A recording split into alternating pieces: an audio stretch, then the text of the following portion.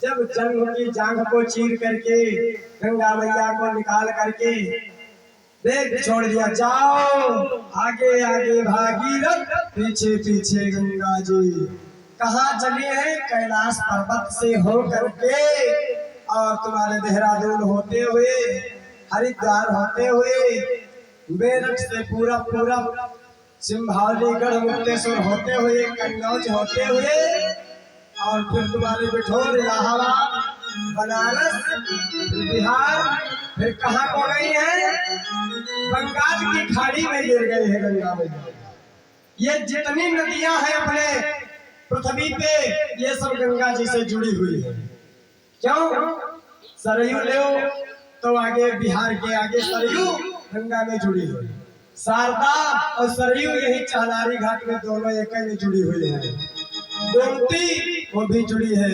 यानी गंगा जो अगर सागर से मिली है तो सबको पहले अपने में मिला लिया और फिर अकेले जाकर के सागर से मिल गए, इसलिए उसका नाम है गंगा सागर।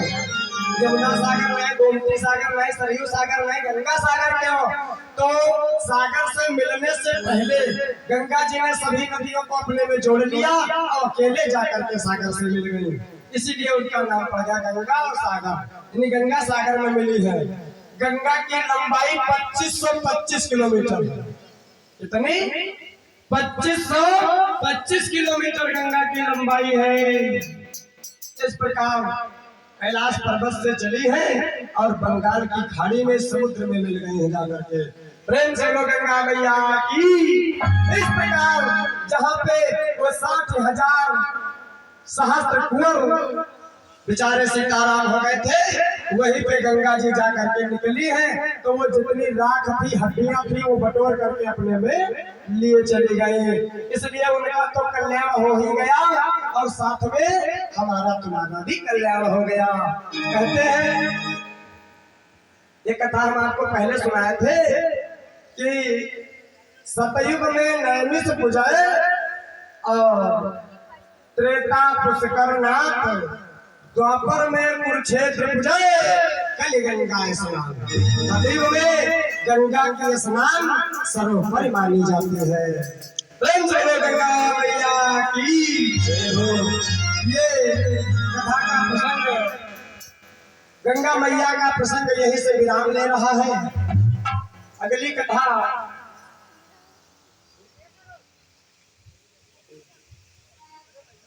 कथा जो है हम आपको थोड़ा संक्षेप में बताएंगे, क्योंकि प्रहलाद जी की कथा छूट रही है और शाम के समय भगवान भोलेनाथ का चरित्र का वर्णन किया जाएगा।